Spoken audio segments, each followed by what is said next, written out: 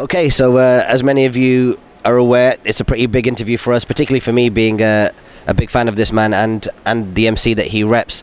Welcome to Love Soul TV, DJ Neil Armstrong. What's going on, sir? What's going on, man?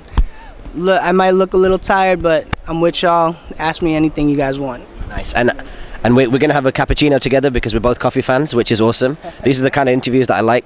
I'll give you a bit of a background, and as will Neil. He's one of the most credible music DJs. The way I came across Neil's work was, ashamedly, only a couple of years ago. I was downloading some mixtapes from some artists. They may have been Southern artists. I can't remember who they were. And someone put on the blog that this music is shit. If I want to go and download a real mixtape, I'm going to go and get a Neil Armstrong one. And I thought, never heard that name before. Googled it and found out this whole musical repertoire of mixtapes that you've been putting together. Tell us a little bit about your background and how that actually led to you being on stage with Jay-Z. Well, let's see. I've been DJing now for like 14 years. I'm not really sure how that happened, but somehow I 14 years. I think it's approaching 15 actually. And I was a battle DJ, totally. And usually, I don't know about now because it's the dynamics changing a little bit, but classically, if you were a really good battle DJ, you weren't a very good party DJ, and you couldn't mix because the two are kind of counterintuitive. Somewhere along the line, I had to try to figure out how to meld the two into something more palpable. So what you got to understand about my DJ background is I was battling at the height of the whole battle scene. So my crew, the 5th Platoon, we've battled the Beat Junkies, we've battled the X-Men. Like Total Eclipse is the guy who taught me how to DJ, and wow. Sinister is the guy who taught me how to DJ. So we had to battle those guys.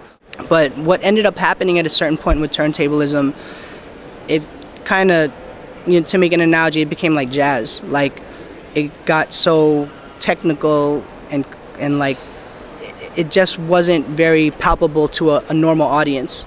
So only certain people could really understand it and like it. So I partially in my head I was like, how can I make the art form that I love a little more palpable to a certain type of audience, like someone who would listen to Jay-Z, or even at the time like Snoop Dogg, Cash Money Click, there was other music that was emerging that fell under the idea of hip-hop. Essentially, if you wanted to draw a line, it's like I made these CDs and 12, 13 years later, I'm Jay-Z's DJ. It all spawned from making these CDs. So that's what I got known for, like the original series, and then I did the Sweet series, and then I did the All Out King series. So Sweet series was like, I was playing like older soul, but I was updating it. So I'd take like a Stevie Wonder song, but then I'd put the Clips beat, grinding underneath it. Yeah.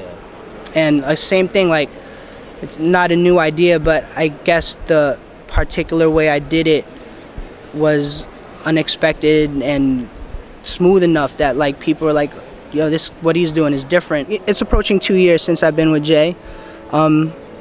When I got that gig, like especially the undergroundish type world, the people who will come see your website and the people who did listen to Rocket stuff and all that, they lost their minds because they were like, how is Neil, like who comes from this side of town, messing with Jay, who comes from that side of town?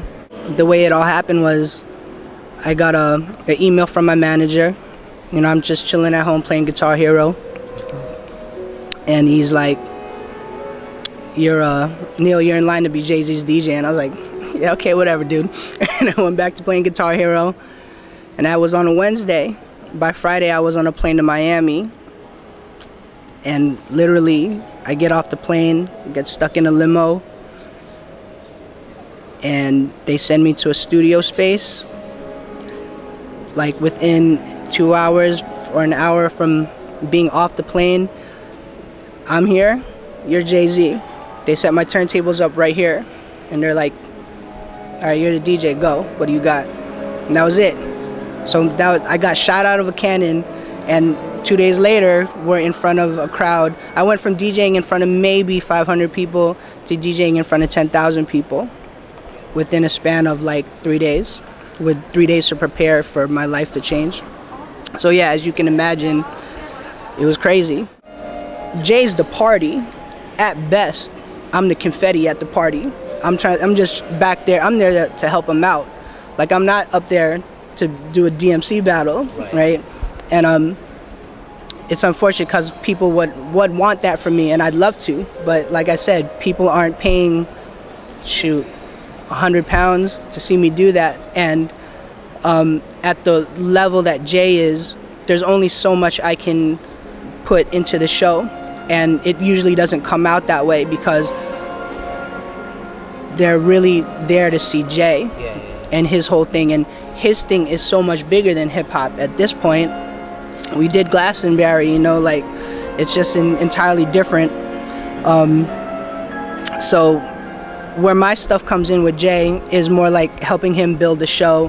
When we did Glastonbury, we did like something with Prodigy's. We mixed Is That Your Chick with Prodigy's Smack My Bitch Up. Like, so I made that for him.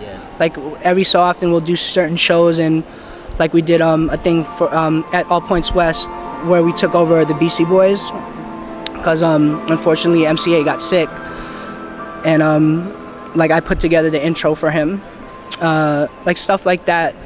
And then, did you introduce Sunday Bloody Sunday? No, that Green Lantern did that. Okay.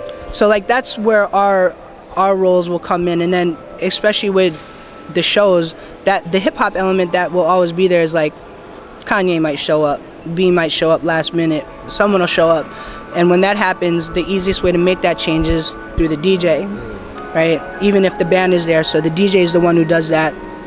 So whenever there's a change in the show, that tends to fall on me, and that's where that DJ element comes in. But as far as like me getting up there and having like a solo set, I'd love it, but like I said, know your role in any job you have, you know.